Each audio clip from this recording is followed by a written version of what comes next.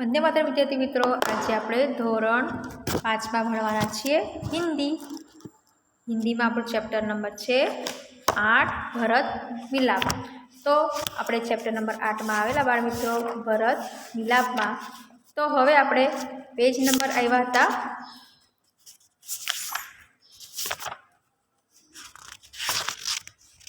તમારી આઈડી બુકમાં આપણે સ્વાધ્યાયનો પ્રશ્ન આવેલા બાળ મિત્રો પેજ નંબર હતા આપણા 50।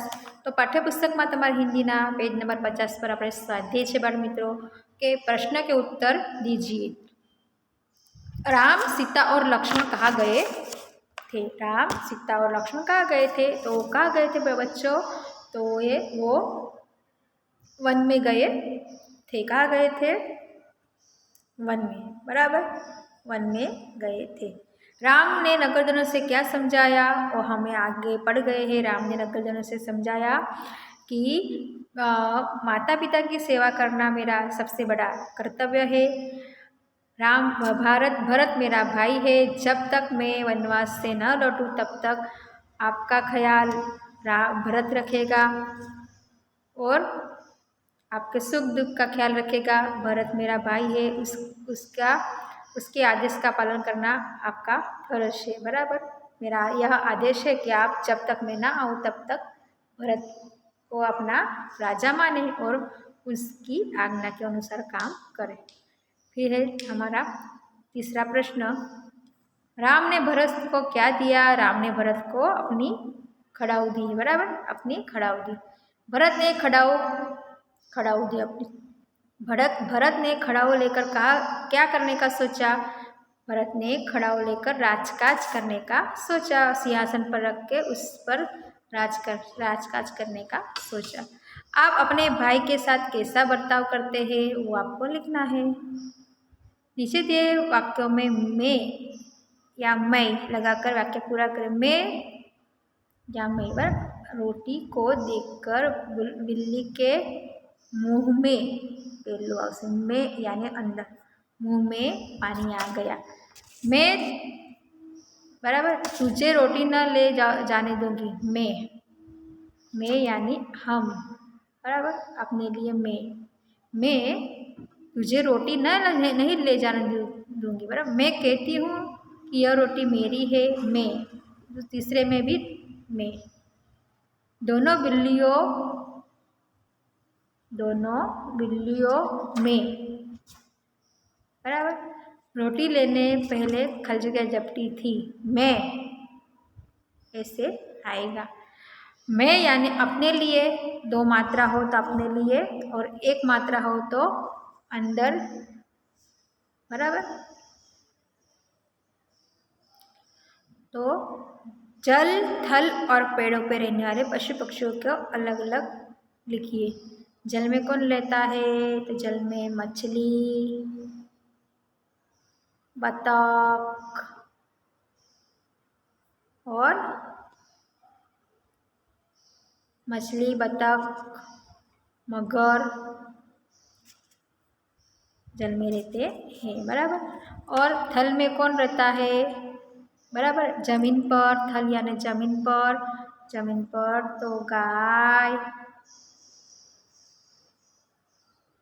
बकरी आदि जो आपको याद हो, कुत्ता, ये सब कहाँ रहते हैं? जमीन पर रहते हैं, बराबर। पेड़ों पे कौन रहता है? तो पेड़ों पे तो कौन रहता है बाल मित्रों? पेड़ों पे रहते हैं कबूतर, कौवा, ये सब पक्षी, बराबर।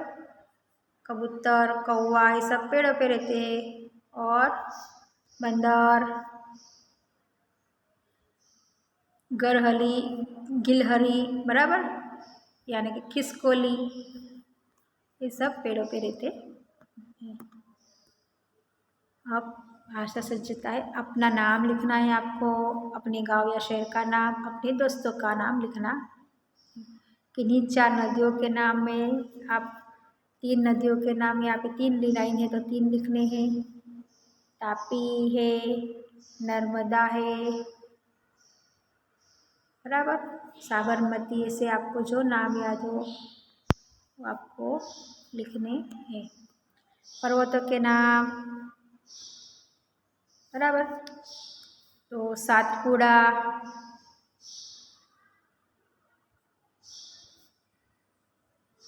गिरनार और शत्रुंजय,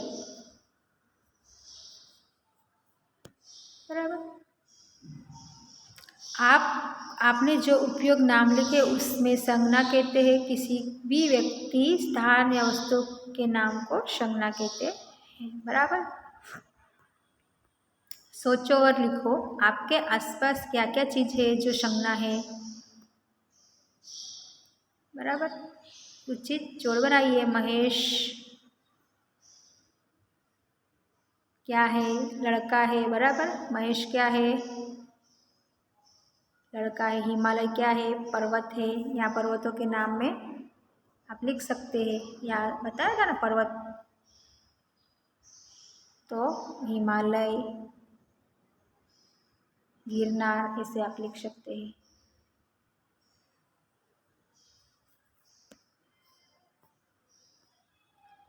फिर महेश लड़का है, हिमालय पर्वत है, गंगा नदी है, रामायण पुस्तक है और भारत देश है। विभाग अ में से निर्देशित शब्द महेश, हिमालय, गंगा, रामायण, भारत नाम निर्देश करते हैं तथा ब विभाग वाले शब्द उनकी जाति का निर्देश करते हैं, अतः ये भी शब्द संज्ञा है, बराबर। शब्द संज्ञा। હવે छात्रों को रामायण के अन्य प्रसंग सुनाइए। हम साथ मिलेंगे तब हम रामायण के सूची में लाएंगे। हमने रामायण देखा होगा, उससे आधार अब देखो हम आए हैं पुनरावृत्तन 2 पे। तो हमने आगे पहले चित्र के आधार पर कहानी बनाकर वर्ग में मैंने वीडियो में आपको बताया था। एक टोकरी वाले की कहानी थी। एक टोकरी वाला रोज अपने टोपियाँ बेचने जाता है। एक दिन वो दोपहर के वक्त पे सोने के लिए थक जाता है, तो वो पेड़ के नीचे टोकरियाँ रख के सो जाता है। उसे गहरी नींद आ जाती है। तो पेड़ पर ऊपर बंदर रहते हैं। वो एक एक टोपी लेकर सब बंदर अपनी टोपियाँ पहन लेते हैं। जब टोपी वाले की नींद खुलती है तो देखता है व्यापारी कि एक भी टोकरी में टोपी नहीं थी। वो आजू बाजू देखता है, ऊपर देखता है तो सब बंदर अपनी टोपियाँ पहने बैठे हैं। उसे पता था कि बंदर की आदत क्या होती है, अपनी नकल करना। तो उसने क्या करा, अपनी खुद की टोपी पहले फेंक दी। सब बंदरों ने अपनी अपनी टोपियाँ भी फेंक दी। इसलिए सारी टोपी समेट कर वो टोकरी में भरकर फिर से एक गांव से दूसरे गांव टोपियाँ बेचने चला जाता है, बराबर। तो चलो बच्चों, हमने इतना सारा पढ़ा है, ये आपको अपने हाथों से करना है। नीचे दिए शब्द को शब्द क्रम में लिखने हैं। पहले स सा सी में जो वाराक्षर के अनुसार हमें लिखने हैं, बराबर। इस तरह आपको लिखने हैं। तो आप ढूंढ कर लिखने की कोशिश करना, अगले पीरियड में आपको लिखवा दूंगी, बराबर। जब तक आप प्रैक्टिस तो करना, आपको कितना आता है। अब हम देखेंगे, पढ़िए और लिखिए। सिद्धार्थ, मकान, मच्छर, शुद्ध, द्वार, उद्देश्य, अच्छा, चिट्ठी, मक्खी, चिन्ह, ख्याति, मिट्टी, बराबर। अभी देखो, समझकर लिंग पहचाननी है। तो यहाँ पे सेठानी है, तो यहाँ पे क्या आएगा? सेठ।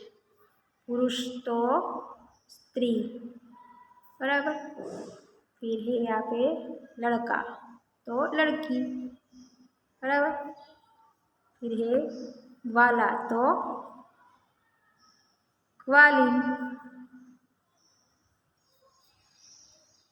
बराबर। वचन परिवर्तन कीजिए और वाक्य में प्रयोग कीजिए। पत्तानो पत्ते, और वाक्य आपने लिखना है अपने हाथों से। गुब्बारा, बराबर। टोपिया,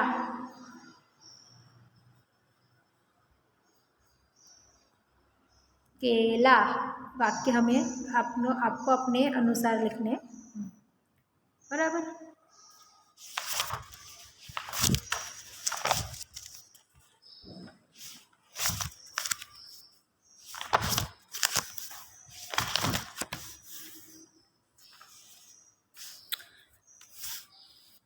जो बच्चे देखो, बच्चे है तो खेल रहे हैं, बराबर, राइट। उसके बाद है खाली जगह दौड़ रहा है, घोड़ा दौड़ रहा है। ये राजा है, बराबर। खाली जगह जा रहा हूँ, मैं जा रहा हूँ। हम खेल रहे हैं, बराबर।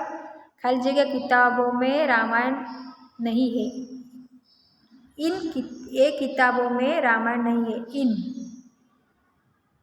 बराबर। इन किताबों में रामायण नहीं है। फिर है खाली जगह लड़के ने लड्डू दिया, उस लड़के ने लड्डू दिया, बराबर।